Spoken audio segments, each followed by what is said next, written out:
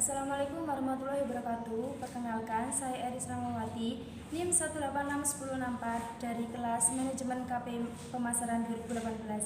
Di sini saya akan menjelaskan tentang baruan komunikasi.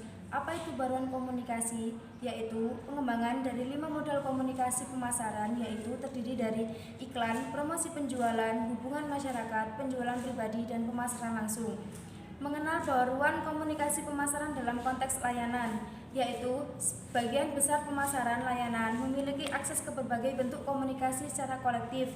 Sebagai baruan komunikasi pemasaran layanan, elemen komunikasi yang berbeda memiliki kapasitas yang berbeda relatif terhadap jenis pesan yang dapat mereka sampaikan dan segmen pasar yang paling mungkin terpapar padanya, dan perpaduan tersebut perlu dioptimalkan untuk mencapai hasil terbaik untuk anggaran yang diberikan. Komunikasi berasal dari berbagai sumber. Baruan komunikasi pemasaran jasa dapat dikategorikan ke dalam 3 kategori besar sumber komunikasi, yaitu 1. Saluran komunikasi pemasaran yang meliputi tradisional, 2. Media dan saluran online, saluran penyampaian layanan, dan yang ketiga, pesan yang berasal dari luar organisasi. Pesan disampaikan melalui pemasaran tradisional saluran. Pemasar tradisional saluran layanan memiliki beragam alat komunikasi yang mereka miliki, antara lain 1. Periklanan. Ada berbagai macam media iklan berbayar tersedia, termasuk siaran TV dan radio. Pesan iklan yang disampaikan melalui media massa seringkali diperkuat oleh alat pemasaran langsung seperti surat, telemarketing, atau email. Yang kedua, pemasaran langsung. Pemasaran langsung mencakup alat-alat seperti surat dan email. Saluran ini menawarkan potensi untuk mengirim pesan yang dipersonalisasikan ke segmen mikro yang sangat bertarget. Strategi yang berlangsung kemungkinan besar akan berhasil bila pemasar memiliki database informasi terperinci tentang prospek dari pelanggan. Yang ketiga, penjualan pribadi. Pertemuan interpersonal di mana upaya dilakukan untuk mendidik pelanggan dan mempromosikan merek atau produk tertentu disebut sebagai penjualan pribadi. Dan yang keempat, hubungan masyarakat.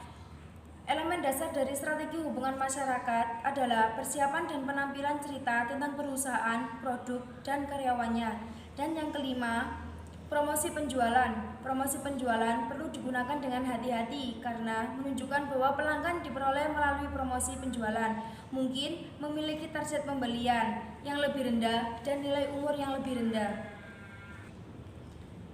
Pesan yang dikirim secara online. Situs perusahaan pemasaran menggunakan situs web untuk berbagai tugas komunikasi, antara lain 1. Menciptakan kesadaran dan minat konsumen, 2. Memungkinkan pelanggan untuk memesan, 3. Mengukur efektivitas iklan untuk promosi, dan yang keempat, memungkinkan komunikasi 2 arah dengan pelanggan melalui email dan ruang obrolan. Pemasar juga harus mengatasi faktor lain seperti kecepatan mengunduh yang mempengaruhi kelekatan, yaitu pengunjung bersedia menghabiskan waktu di situs dan akan mengunjunginya lagi di masa mendatang. Situs melekat antara lain yaitu 1. Konten berkualitas tinggi, yaitu konten yang relevan, dan situs harus berisi apa yang sedang dicari oleh pengunjung. 2. Mudah digunakan. Mudah digunakan berarti mudah untuk menentukan jalan mereka di sekitar situs dengan navigasi yang baik dan struktur situs yang ditandai dengan baik. Dan yang ketiga, cepat untuk mengunduh.